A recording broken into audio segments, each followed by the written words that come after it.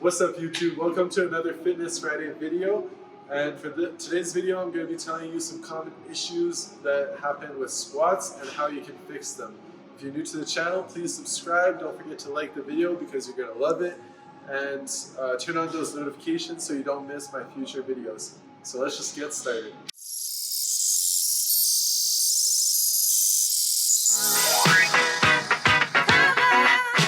Alright, so I'm not going to get too deep into the science of everything, but the reason that you want to keep a proper form when you're doing your squats, if you have weight on your back and you have something out of line, then it's really easy to put too much stress on the joints and it could lead to injury of your lower back or your hips. So the squat is a compound movement that works a lot of different muscles, so you want to make sure you keep all those muscles working together and properly so that your joints don't compensate and get injured.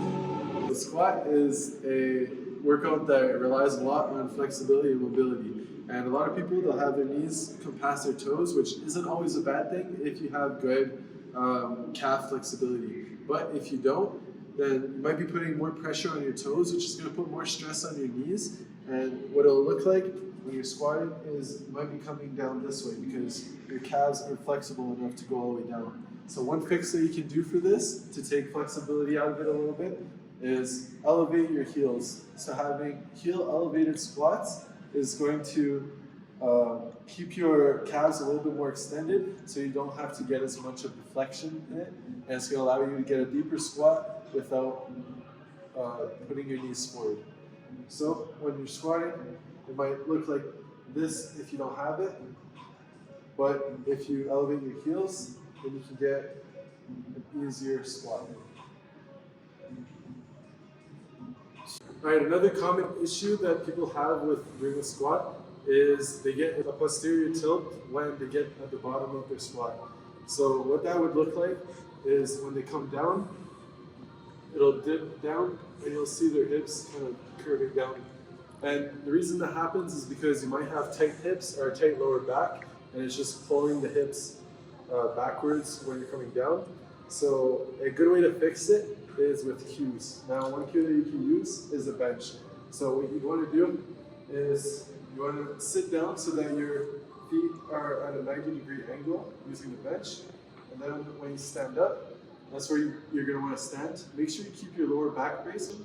And then when you're coming down, you want to focus on pushing your butt backwards so that your butt will touch the bench. So you're coming down, and look like this. So that's how you would do the squat with cues. But another reason that it might be you might be getting that posterior tilt is if you're just not warmed up enough. So a good warm up for your hips before you do your squat is you want to open up the hips. So what you can do is lay on the floor and just go this way and bring your knees side to side slowly. What that does is it opens up your hips. So it's really important when you're doing your squat to have your hips open so that you're not pinching anything. And that brings us to our next issue, which is people aren't keeping their hips open and their knees are actually caving in. It could be because you have weak glute medius. What you want to do during the entire squat is you want to keep your feet pointing outward a little bit, and you want to push your knees out during the entire motion. So you keep your hips open and keep from pinching something in your lower back. Now, a good way to do this is, again, with cues, but you're also going to be working on strengthening your glute medius, and you can use resistance bands. And what that's going to do is it's going to force you to push your knees outward. So when you're doing that, it's going to it's like a reminder so that next time when you're doing without the band, your legs are used to the resistance, so it'll be easier to keep your knees pointing outwards and pushing them out. And then also, while you're pushing them out, you're working your glute medius, trying to spread them. So it's going to look like this. And another issue that your squat might have is if you have an imbalance in your muscles, and let's say your right leg is stronger than your left, you might be leaning a little bit on the right side to compensate, or if you've had past injuries, then you might also be compensating, so leaning on one side. What that would look like is basically you'd be doing a squat this way. Now, it might not be that drastic, it might be a little bit less noticeable, but a good way to tell is to have someone take a video of you, and then you can look at it and analyze it and fix the issues. So if you had an issue where you were leaning too much to the left side, you could use a resistance band, and what you would do is step in it, and you're going to want to put it at hip level.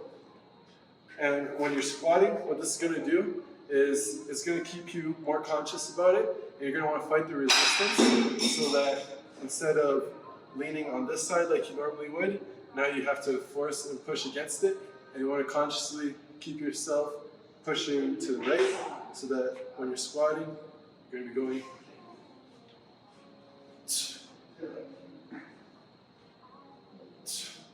And what that's going to do is the next time that you squat afterwards, so you would start with this, and then you would go into your regular squats, and that would fix your squat so that it's more balanced.